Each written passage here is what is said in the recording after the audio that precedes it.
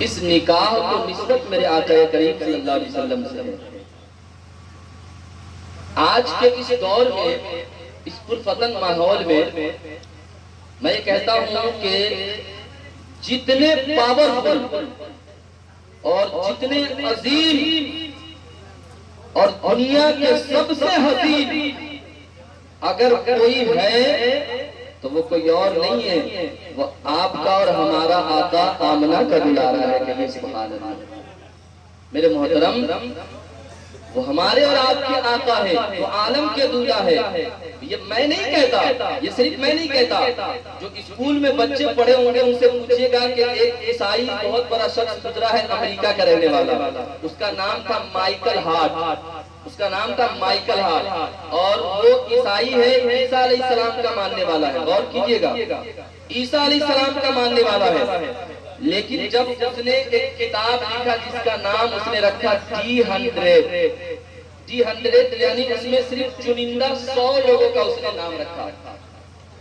دنیا میں جتنے ممالک ہیں، دنیا میں جتنے دیش ہیں، اس نے اپنے ذہن کو دوڑایا اور جو سب سے اچھا، سب سے پیارا، سب سے خوبصورت، سب سے حسین، بچپن سے لے کر جوانی تک جس کی بات نرالی، جس کی شان نرالی، جس کا چہرہ نرالا، جس کے انداز نرالے، جس کے گفتار نرالے، انہی شخصوں کو چن کر اس نے کتاب لکھا اور اس کا نام رکھا D100۔ وہ کون ہے؟ عیسیٰ علیہ السلام کا ماننے والا عیسائی ہے، میرے نبی کا کلمہ پڑھنے والا نہیں ہے۔ لیکن آئیے میں آپ کو آپ کے آقا کی شان بتاتا ہوں۔ وہ زمانے والوں، ہم کیا؟ اگر غیر بھی کسی کی تعریف کرے تو وہ کوئی اور نہیں ہے، وہ ہمارا آقا ہے کہ یہ سبحان اللہ۔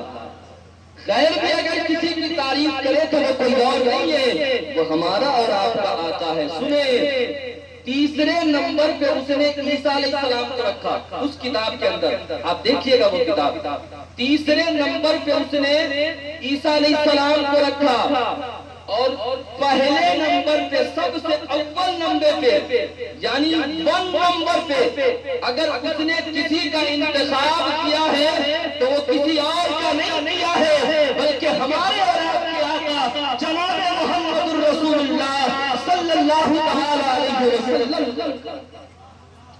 اور کتاب لکھتے سمے اس نے کہا تھا کہ او لوگوں، میں D100 دیکھ رہا ہوں اور سب سے پہلے نمبر پہ میں مسلمانوں کے رہنما، مسلمانوں کے آقا محمد رسول اللہ کو رکھ رہا ہوں۔ ایسا نہ ہو زمانے والا مجھ سے پوچھے گا کہ اے عیسائی، اے مائیکل ہارٹ، تو دنیا میں عیسیٰ علیہ السلام کا ماننے والا ہے، لیکن تم مسلمانوں کے رہنما محمد رسول اللہ کو پہلے نمبر پہ کیوں رکھ رہا ہے؟ تو مائیکل ہارٹ اپنے عقل کی بنیاد پہ، اپنے دانش مندی کی بنیاد پہ کہا تھا، او ہمارے والوں، او سوال کرنے والوں، مجھے دنیا میں آمنہ کے لال کے جیسا اول نمبر کا کوئی انسان نہیں ملا، اس لیے میں نے اول نمبر پر آمنہ کے لال محمد رسول اللہ کو رکھا ہے۔ اب اعلیٰ حضرت کہتے ہیں وہ کمال حضور ہے کہ تمہارے نقش جہاں نہیں، یہی پور سال سے دور ہے،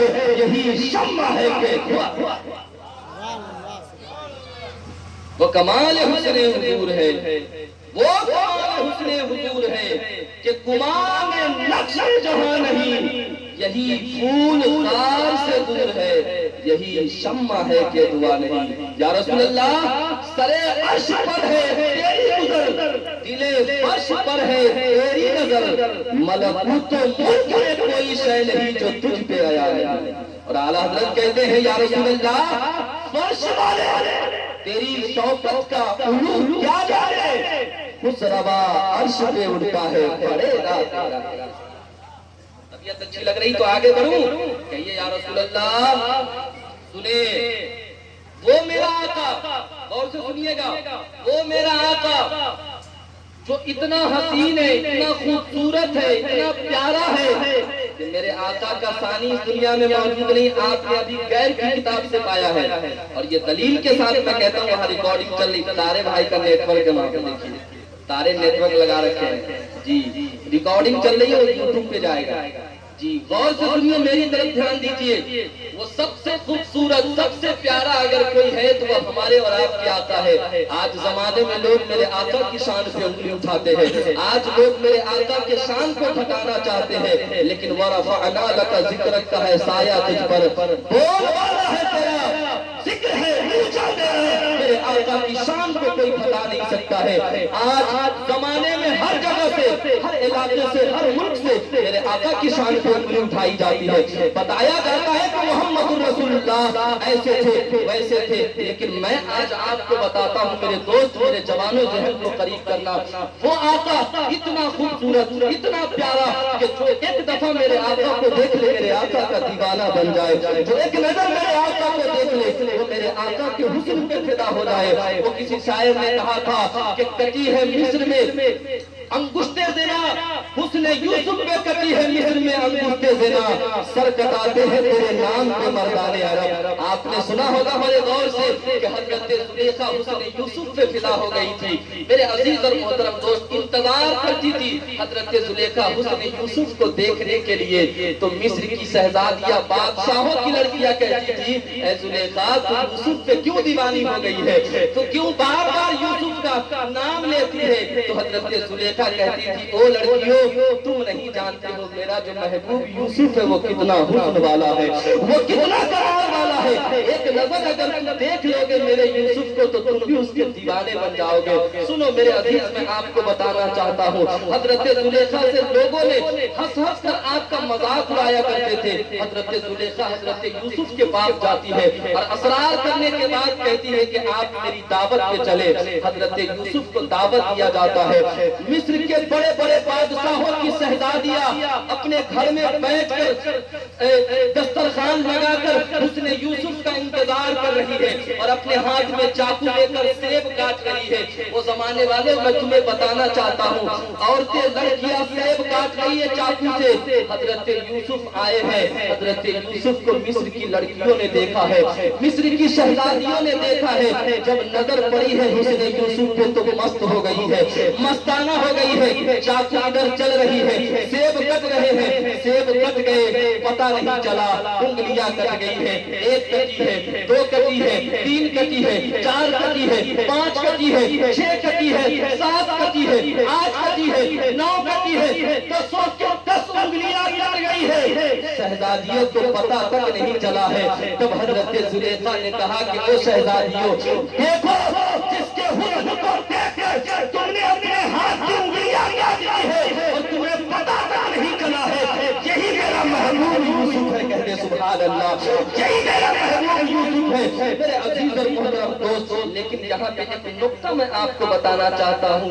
وہ حسن یوسف میں مست ہو کر انگلیاں کاٹی ہے، بے ہوشی میں کاٹی ہے، عورتوں کو پتہ نہیں چلا. لیکن آؤ دیکھو آمنہ کے لال کو، آؤ دیکھو اپنے آقا کو، میرے آقا کو بے خودی میں یا بے ہوشی میں دیکھ کر ان کے چاہنے والے اپنے گردن کو نہیں کٹایا، بلکہ اپنے آقا کو دیکھ کر ان کے حسن پہ فدا ہو کر اپنے جان کو بھی قربان کر دیا، اپنے گھر کو بھی لٹا دیا، اپنے بچے کو بھی دے دیا. بلکہ روایت میں لکھا جاتا ہے کہ ایک بڑھیا تھی، ایک جنگ میں اس کے بیٹے بھی تھے، اس کے شوہر بھی تھے. میرے عزیز اور محترم دوست، کسی نے کہہ دیا کہ حضور زخمی ہو گئے ہیں، حضور کو تکلیف پہنچی ہے. غور سے سنیے گا، وہ بڑھیا دوڑتی ہوئی جنگ کے میدان کی طرف بڑھتی ہے اور رسول اللہ صلی اللہ علیہ وسلم کے بارے میں سب آنے والے سے پوچھتی ہے کہ بتاؤ میرے آقا کیسے ہیں، بتاؤ میرے آقا کیسے ہیں، بتاؤ محمد رسول اللہ کیسے ہیں. لوگ کہتے ہیں اے بڑھی عورت، اس جنگ میں تیرا بیٹا بھی ہے،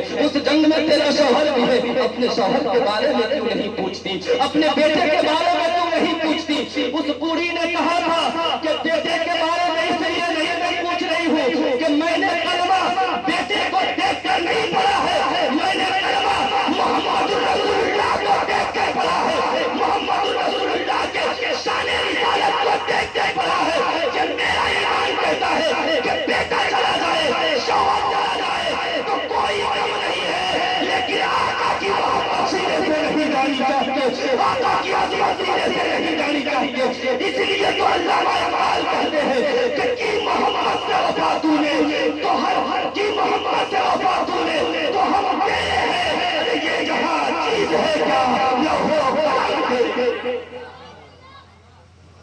इतना सुस्त मजमा है, पूरे हिंदुस्तान में तकरीर करके थक गया हूँ, ऐसा सुस्त मजमा नहीं देखा। लेकिन कोई बात नहीं है, बहुत सारे लोग जोर से नहीं बोलते हैं, वो धीरे से ही बोलते हैं। और वो हमसे कहते रहते हैं कि हजरत बुखारी शरीफ की सबसे पहली हदीस है, हजरत उमर फारूक उसके रावी है, इन्नमल आमाल बिन्नियात, ज़बान से बोलने की क्या जरूरत है, अल्लाह तो दिल को देखता है। कहिए सुभान अल्लाह।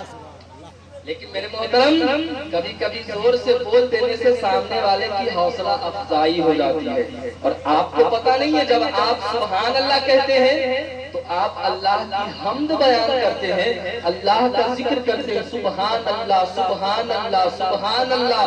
पूरी दुनिया के घास फूस, चरिंद परिंद, पेड़ पौधे, समंदर, हरियाली, दुनिया की जितनी चीजें हैं वो सब अल्लाह की तस्बीह बयान करती है, वो सब कहती है सुभान अल्लाह सुभान अल्लाह सुभान अल्लाह। मेरे मोहतरम, अगर हम कहते हैं सुभान अल्लाह तो आपको पता नहीं है, हमारे लिए हमारा रब जन्नत में महल भी बनाता है और फरिश्ते हमारे होठ को भी बोल रहे होते हैं। इसलिए अल्लाह ने सिर्फ ज़बान को बनाया ही है अपनी इबादत करने के लिए, अपना जिक्र करने के लिए। आज देखिए ज़बान बहुत सारे लोगों की गंदी हो गई। खैर मेरा टॉपिक बदल गया है, मैं फिर इधर आता हूँ। मेरे आका करीम सल्लल्लाहु अलैहि वसल्लम के तरह खूबसूरत इंसान कोई दुनिया में नहीं है, हसीन नहीं है।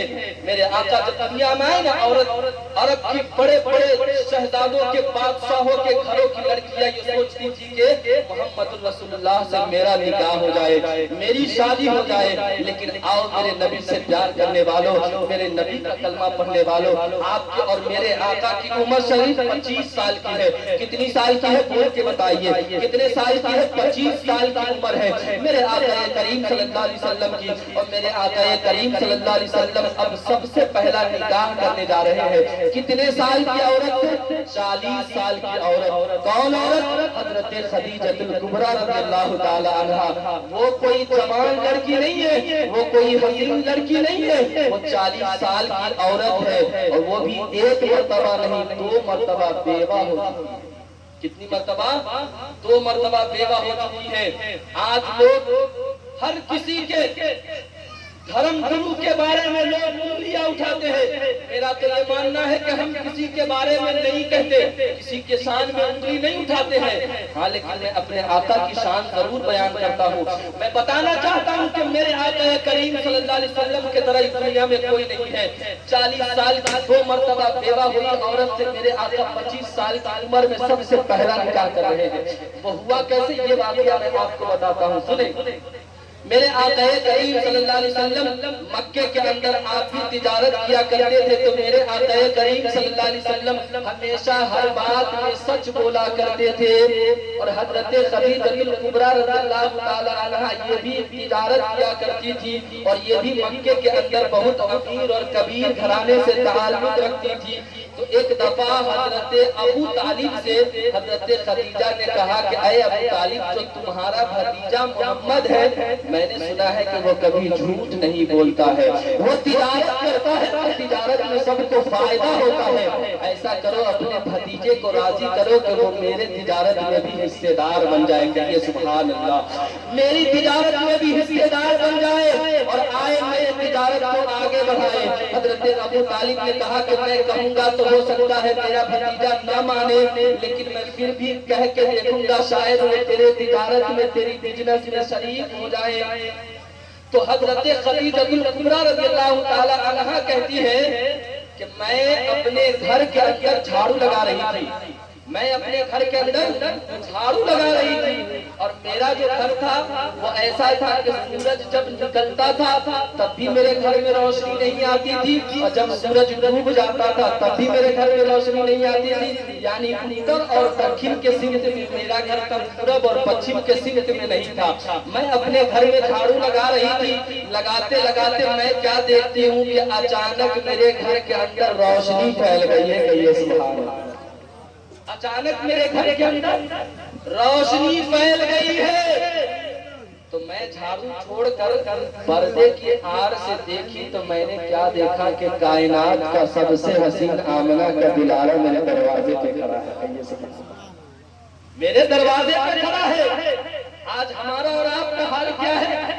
ہم کسی کے دروازے پہ جاتے ہیں ٹکر ٹکر تاکتے جاتے ہیں، چھت پہ کبھی نظر گئی ہماری، کبھی جنگلے پہ جاتی ہے، اور کبھی تو ہم بغیر پوچھے ڈائریکٹ اندر داخل ہو جاتے ہیں۔ حالانکہ شریعت نے اس سے منع کیا ہے، بغیر اجازت کے آپ کسی کے گھر میں داخل نہیں ہو سکتے ہیں۔ اگر آپ کسی کے دروازے پہ جاتے ہیں تو پہلے کہیے کہ میں فلاں ہوں، آپ کے گھر آنا چاہتا ہوں، اجازت ہے تبھی ہم اندر جا سکتے ہیں، اجازت نہیں ہو تو ہم کسی کے گھر بغیر اجازت کے نہیں جا سکتے ہیں۔ میرے عزیز اور محترم دوست، آج کے زمانے میں آپ دیکھیں سب سے زیادہ میں کہتا ہوں نظریہ اگر کسی کا گندا ہے تو مسلمانوں کا نظریہ گندا ہے۔ کیوں کہ نبی پاک صلی اللہ علیہ وسلم کے زمانے میں صحابہ کرام سے، نبی پاک سے یہودیوں کی یہ طاقت نہیں تھی کہ وہ لڑ کر فتح حاصل کر لے۔ اس کی ایک مہم چلی، اس نے ایک ٹارگیٹ بنایا اور بنایا کہ ہم مسلمانوں سے طاقت سے نہیں جیت سکتے ہیں، دماغ کا استعمال کیا جائے، دماغ لگایا جائے۔ اور یہودیوں نے کیا کیا؟ موبائل کی لانچنگ کی اس نے۔ آج قریباً 25 سال پیچھے چلے جائے، اب دھیرے دھیرے موبائل ہمارے درمیان آیا، سوشل میڈیا آیا، یوٹیوب ہے، گوگل ہے، فیس بک ہے، انسٹاگرام ہے، نہ جانے کتنے ایپ آ گئے۔ آپ دیکھیے غیر میں IAS, IPS, SP, DSP, collector, professor, doctor, engineer سب بنتا ہے۔ مسلمان میں وہی ٹائر میں ہوا گھساتا ہے، پھر نکالتا ہے، پھر گھساتا ہے، پھر نکالتا ہے۔ اس کے علاوہ مسلمان کا بچہ کچھ بھی نہیں کرتا ہے۔ 100 مسلمان میں ایک کوئی مسلمان آپ کو ملے گا نوشاد بھائی جو ڈاکٹر صاحب ہے، ایک مسلمان کو ملے گا جو انجینئر صاحب ہے، باقی سب لفوا آوارہ ہے، 12 بجے تک موبائل چلاتا رہے گا۔ میرے عزیز، یہ تم نہیں بگڑے ہو، یہ یہودیوں نے، عیسائیوں نے مسلمانوں کو بگاڑ دیا ہے۔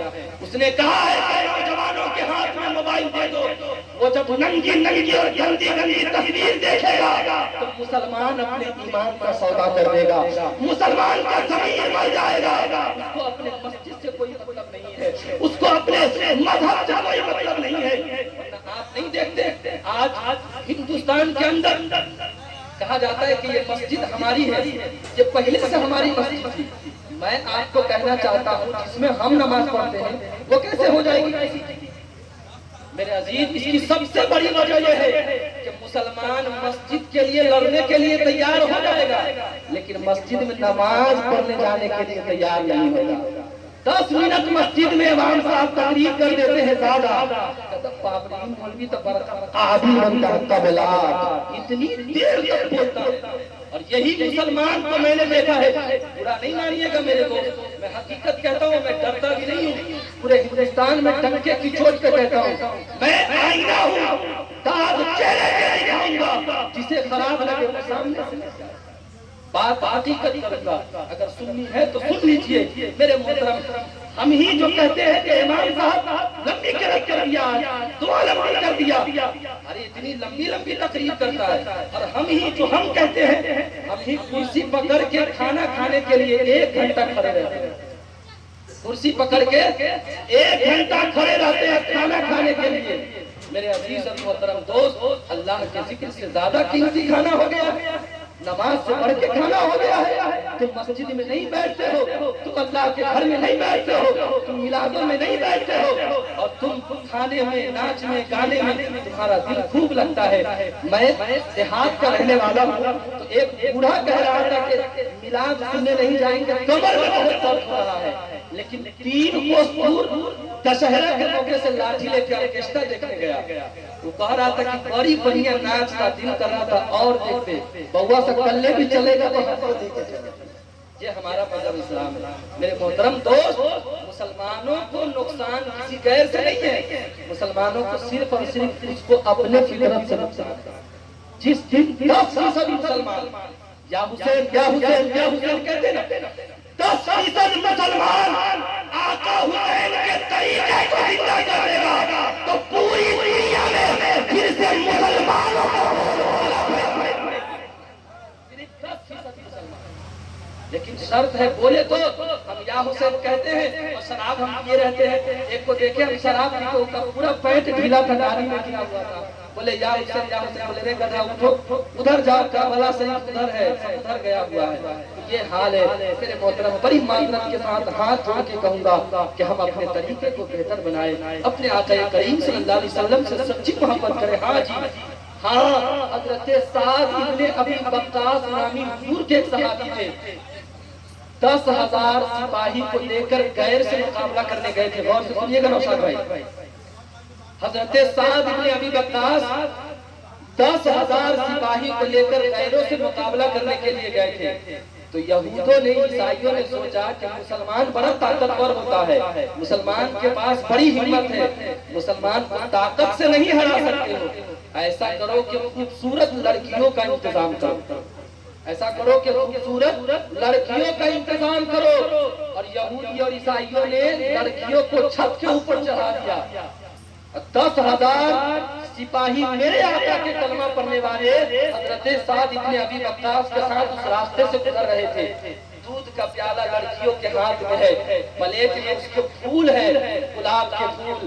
حضرت سعد ابن ابی وقاص سمجھ گئے کہ یہ نظریہ یہودیوں کا ہے, یہ ظالم خوبصورتی دکھا کر ایمان کا سودا کرنا چاہتا ہے, یہ ظالم لالچ دے کر ایمان چھیننا چاہتا ہے. حضرت سعد ابن ابی وقاص سمجھ گئے اور جتنے صحابہ تھے ان کے ساتھ سبوں سے کہا کہ سنو, میرے رب کا یہ اعلان ہے کہ مسلمانوں میں مرد وہی ہوتا ہے جو اپنے نگاہ کو نیچی کر کے چلتا ہے. کہ یہ سبحان اللہ, مرد وہ ہوتا ہے جو اپنی نظر کو نیچی کر کے چلتا ہے.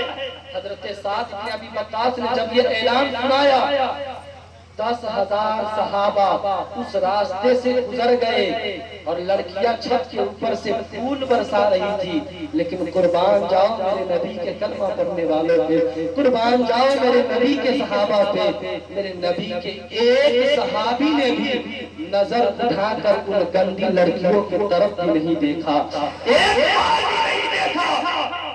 جب یہ منظر یہودیوں کے بیٹیوں نے دیکھا تو کہا ارے باپ رے, یہ تو یہودی ہم کو دھوکے پہ ڈال دیا ہے.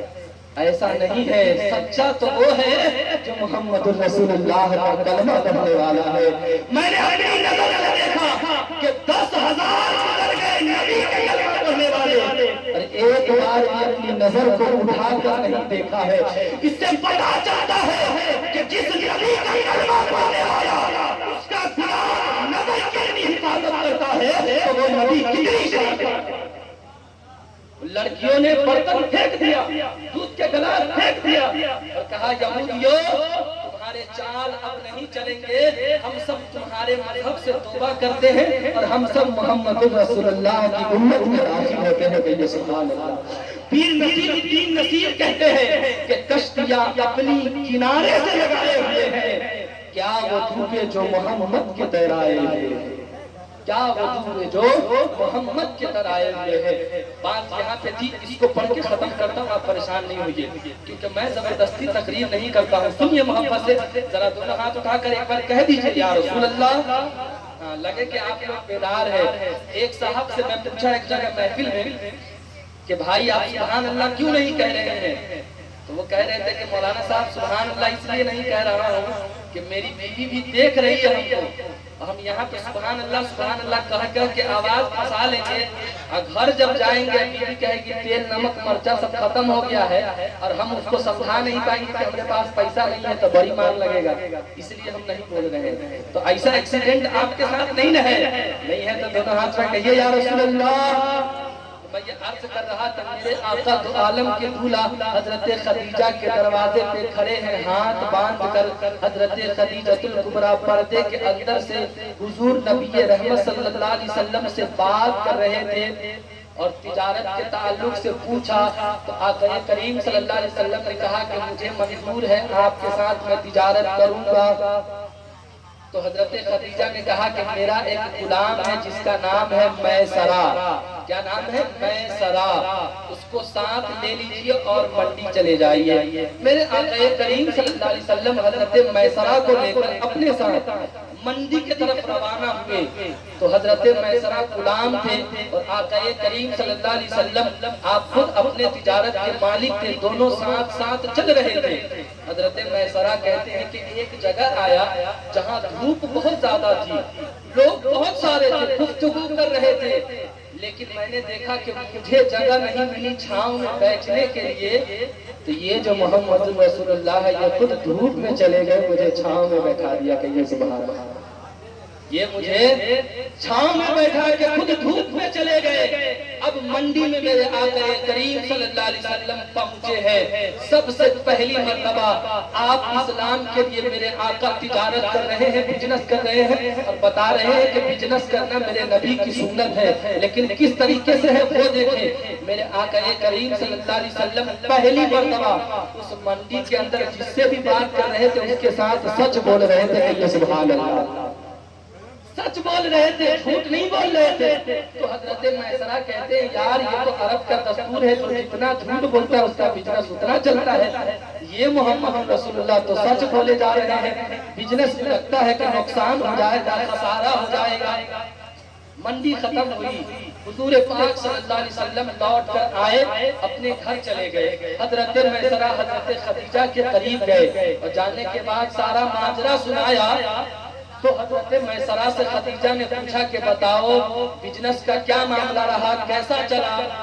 تو حضرت میسرہ کہتے ہیں کہ میں کیا بتاؤں، آج تک عرب کی سرزمین پہ جتنوں نے جھوٹ بول کے منافع نہیں کمایا ہے، عبداللہ کا دلارا، آمنہ کا پیارا، سچ بول کر سب سے زیادہ تمہارے بزنس میں منافع دیا ہے۔ تو حضرت میسرہ نے، حضرت خدیجہ نے کہا کہ بتاؤ تمہارا خیال رکھ رہے تھے نہیں رکھ رہے تھے؟ تو حضرت میسرہ کے آنکھ میں آنسو آ گئے، آپ رونے لگے اور آپ نے کہا کہ میں کیا بتاؤں، آج تک میرے ماں میرے باپ نے جتنا مجھے پیار نہیں کیا ہے اتنا اکیلے خیال میرا میرے آقا محمد رسول اللہ نے رکھا ہے، کہیے سبحان اللہ۔ اب پہلی مرتبہ حضرت خدیجہ نے میرے آقا کریم صلی اللہ علیہ وسلم کو پیغام بھیجا کہ میں آپ سے نکاح کرنا چاہتی ہوں، کہیے سبحان اللہ۔ یہ کس نے بھیجا؟ حضرت خدیجہ نے۔ آج کا جوان ہوتا تو حضرت خدیجہ نے کہا کہ میرے نبی سے کہ میں آپ سے نکاح کرنا چاہتی ہوں، میرے نبی نے کہا کہ میں ابھی جواب نہیں دوں گا، اپنے چاچا ابو طالب سے پہلے اجازت لوں گا، اس کے بعد آپ کو جواب دوں گا۔ آج دیکھیے ہمارا نوجوان سب کیسا ہے، خود ہی پسند کرتا ہے، خود ہی شادی کر لیتا ہے، نہ ماں کو پوچھا، نہ باپ کو پوچھا، نہ بیوی بھائی کسی کو نہیں پوچھتا ہے، اکیلے شادی کر لیا، اور جب ہنستا ہے بیچارہ تب مولانا صاحب کا، مفتی صاحب کا نمبر ڈھونڈتا ہے، حضرت طلاق کیسے دے؟ آئی تو ہم بغیر نکاح کے پہلے ہی ہم اس کے ساتھ سب کچھ کر لیے ہیں، اب ہم کیا کریں؟ میرے محترم، میرے بچوں، ماں باپ کی اجازت کے بغیر نکاح نہیں کر سکتے، ولی کی اجازت ہونا ضروری ہے، لازم ہے۔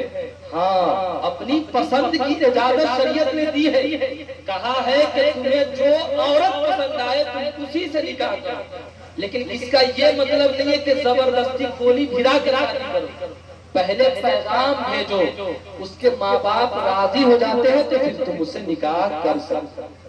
یہ ہمارا مذہب اسلام ہے، کہا کہ جو عورت تمہیں پسند آئے تم اس سے نکاح کرو، لیکن دیکھنا ماں کو ناراض نہیں کرنا، باپ کو ناراض نہیں کرنا، کیونکہ ماں باپ کو ناراض تم نے کر دیا تو زندگی کی ساری کمائی تو تیری روٹ گئی، اکیلے بیوی کو لے کر کیا کرے گا؟ ڈھول بجائے گا، بیوی لے کر کبھی سسرال نہ جائے گی، کبھی دلی، کبھی ممبئی، کبھی پٹنہ، کبھی ہاوڑہ، اسی میں بیچارہ پسا پسا کے ستوا ہو گیا ہے، اخیر میں گھر آیا ہے، ماں باپ نے بھی کہا ہے کہ خود کا مالک تھا تو جاؤ ہم تم کو الگے کر دیتے ہیں، اب بیچارہ نہ یہاں کا رہا نہ وہاں کا رہا، چاروں طرف سے پھنس گیا ہے، اب وہ اپنے دل کا درد کس کو بتائے، نہ وہ آہ کہے نہ اون کہے، بیچارہ پریشان ہو کر زندگی گزار رہا ہے۔ اس لیے ماں باپ کی پسند ہونی چاہیے، ماں باپ کی مرضی کے خلاف کوئی کام کرتے ہو تو تم اپنے ماں باپ کو تکلیف دے رہے ہو، رب کی رحمت کو ناراض کر رہے ہو۔ میرے آقا نے حضرت ابو طالب سے اجازت لی ہے، حضرت ابو طالب نے اجازت دی ہے۔ اب پہلی مرتبہ ہمارے اور آپ کے دولہا، ہمارے اور آپ کے آقا 25 سال کی عمر میں 40 سال کی عورت حضرت خدیجہ سے نکاح کرنے کے لیے آپ تیار ہو رہے ہیں۔ کائنات کے اندر اتنا حسین کوئی دولہا نہیں ہے، اور کائنات کے اندر اتنی حسین کوئی دلہن نہیں ہے جس کو جنت سے ہوئے سلام کر رہی ہے، جس کو آقا ہوئے سلامی پیش کر رہی ہے، اور جس خدیجہ سے حضرت فاطمہ کی پیدائش ہوئی ہے۔ کہیں اور اسی خدیجہ سے حضرت فاطمہ کی پیدائش ہوتی ہے، اور حضور آقا امام حسن اور امام حسین کی پیدائش ہوتی ہے۔ کہیے سبحان اللہ۔ تو میرے آقا کریم صلی اللہ علیہ وسلم نے نکاح فرمایا 40 سال کی عورت سے۔ اور سنیں ایک آخری بات کہہ کر گفتگو ختم کر رہا ہوں، جب میرے آقا نے حضرت خدیجہ سے نکاح کیا 40 سال کی عمر میں، تو میرے آقا اس وقت تھے 25 سال کے، اور میرے آقا کی عمر شریف جب 53 سال کی ہو گئی۔ کتنے سال کی؟ 53 سال کی ہو گئی، تب تک میرے آقا نے کسی دوسری عورت سے نکاح نہیں فرمایا۔ حضرت خدیجہ کے نکاح میں ہی میرے آقا رہے، اور جب حضرت خدیجہ کا انتقال ہو گیا، اس کے بعد میرے آقا کریم صلی اللہ علیہ وسلم نے پھر دوسری عورت سے نکاح فرمایا۔ آج لوگ کہتے ہیں تو محمد رسول اللہ کے اندر خواہش تھے، یہ تھے وہ تھے۔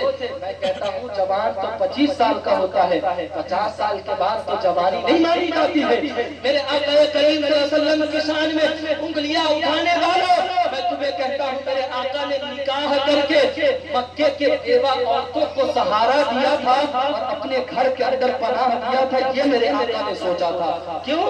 اس لیے کہ مکے کے اندر جب عورتیں بیوہ ہو جاتی تھی تو کوئی اس کا پرسان حال نہیں ہوتا تھا۔ لوگ عورت کو ڈائن اور چڑیل سمجھا کرتے تھے، لوگ عورتوں پہ ظلم کیا کرتے تھے، زندہ شوہر کے چتا پہ جلا دیا کرتے تھے۔ تو میرے آقا کریم صلی اللہ علیہ وسلم نے کہا کہ نہیں، کہ عورتیں مارنے کی چیز نہیں ہے، عورت خدا کی بہت پیاری مخلوق ہے، نعمت ہے خدا کی، وہ پیار کرنے کی چیز ہے، اسے گھر میں عزت کے ساتھ رکھنے کی چیز ہے۔ تو میرے آقا کافروں کو بتانے کے لیے اور عورتوں کو سہارا دینے کے لیے نکاح کیا کرتے تھے۔ اور اس میں ایک پلس پوائنٹ یہ تھا کہ مکے کے جتنے ظالم تھے، میرے آقا نے جب نبوت کا اعلان کیا اور کہا کہ میں اللہ کا رسول ہوں، تم مجھے اللہ کا سچا نبی مانو، تو بہت سارے کفار مانتے نہیں تھے۔ وہ جانتے تھے کہ محمد سب سے بڑا جھوٹا ہے، معاذ اللہ، معاذ اللہ، یہ جادوگر ہے، یہ لوگوں کے دلوں کو چھین لیتا ہے،